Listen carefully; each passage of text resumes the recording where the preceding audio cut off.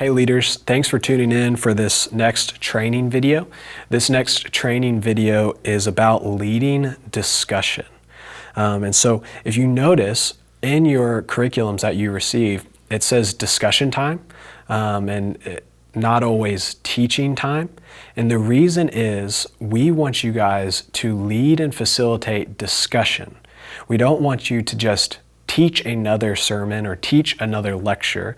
There's a time and a place just to teach and for the students to listen. However, in these small group settings, it's such a great time to really help students formulate what they believe and why they believe it. And the only way that they will get to do that is through discussion. If they're just constantly just receiving information, and just taking notes, but they're never interacting with it, it's very difficult to make that information theirs and their own. And so if you think about it, as we send our kids off into college, or even as we just send them off to another day of school, like they are surrounded by a ton of different people with a ton of different worldviews, most of which that are not Christian. And so as leaders, or even as parents, like we can't always be there teaching them about certain situations. So we need to take advantage of the times that we do have with them and teach them how to think. Because if we teach them how to think, no matter where they go in life, whether it be on a sports team, whether it's in middle school, high school, or even as they leave for college, if they know how to think through a Christian worldview, that's what's going to help them stay the faith and continue to walk the narrow path and continue to grow in their relationship with the Lord. And so this whole idea of asking questions in order to teach, it's nothing new or novel from us, but rather it's what Jesus did. So in Matthew 9, verse 14 through 15, there's a question about fasting. And so verse 14, it says this: "Then the disciples of John came to him saying, 'Why do we and the Pharisees fast, but your disciples do not fast?'" And instead of Jesus lecturing them and giving them an answer, check out what he does. "And Jesus said to them, 'Can the wedding guests mourn as long as the bridegroom is with them?'" And so Jesus didn't immediately teach, he didn't immediately answer the question, but rather he heard their question and asked them another question so that they begin to think, so that they begin to formulate, so that they begin to really understand what they do and why they do it.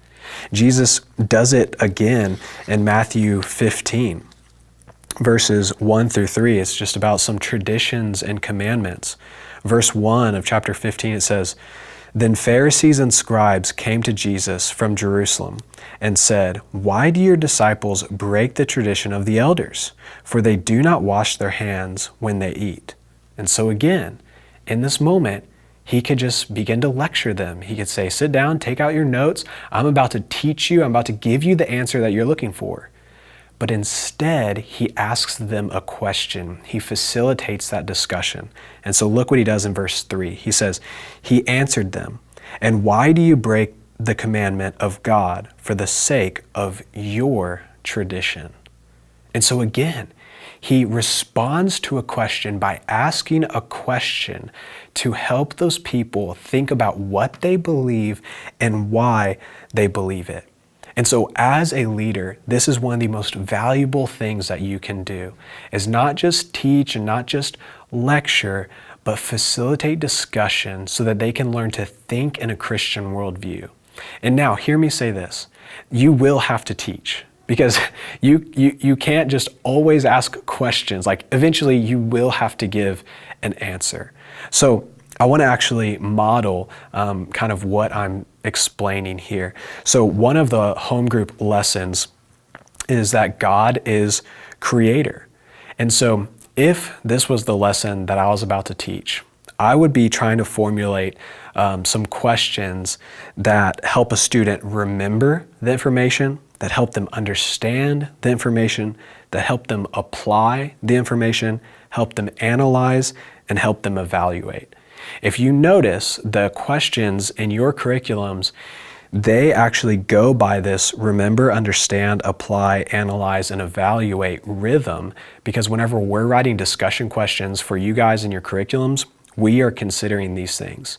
But so as a leader, here's some examples of how I would lead discussion on how God is creator. So most likely I would have them read Genesis chapter 1. And so they get done reading it, and then the first question before I explain anything would be, okay, so what'd you read? And so the students would be able to say, well, in the beginning, God created and everything was good. It was good. It was good. And he created man and it was very good, and so on and so forth.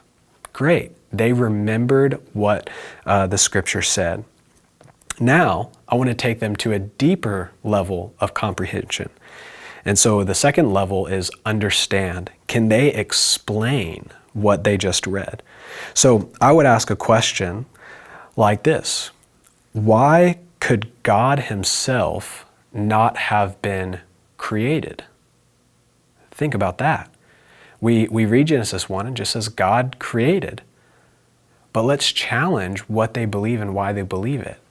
So why could God himself not have been created? And then have some discussion. And you're going to get some crazy answers, and you just have to field those and guide those and navigate those. And then after the students throw out their answers, then explain to them why God himself could not have been created. And so another question as we keep working through this lesson on how God is creator is you can ask them, well, so now that we know that God is the creator, he's not created, how does this change your life? Like, if God's creator, he must know the best way for all things. So then doesn't that mean that you should also listen to God and how he says to act and to behave? And so you can have discussion about how to apply this truth. Another level of a question when we're talking about God is creator would be to analyze. And so when you're analyzing, you're almost trying to fit this portion of Scripture into the entire narrative of Scripture. And so the entire narrative of Scripture is simply creation, fall, redemption, and glorification. Like, God created, sin messed everything up, including our relationship with God. Jesus came to redeem creation, to redeem our relationship with God.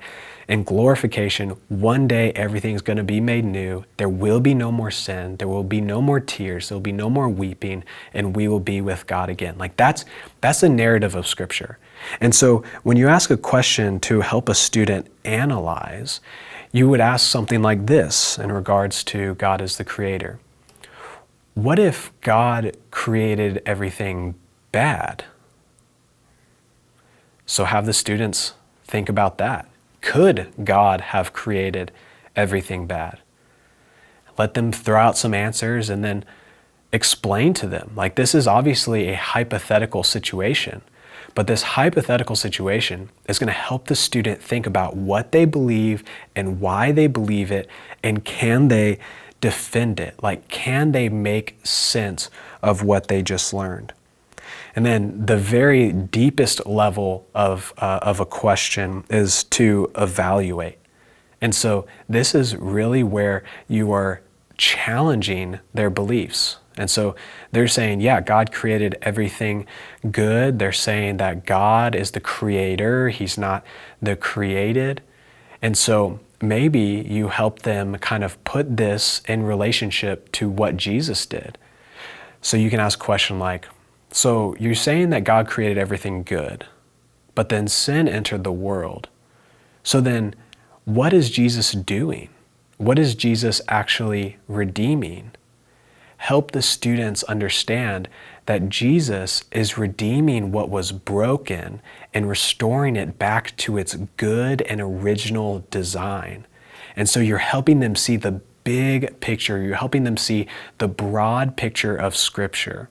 And when the students are able to interact with sometimes these hypothetical questions that maybe aren't true, when they interact with those things, it really helps them understand what they believe and why they believe it. And so that is one of the best things that we can do for our students, because we cannot be with our kids while they're at school. We can't be with them when they graduate and go off to college, but we can take advantage of the time we have now and train them to think for themselves and think through a Christian worldview.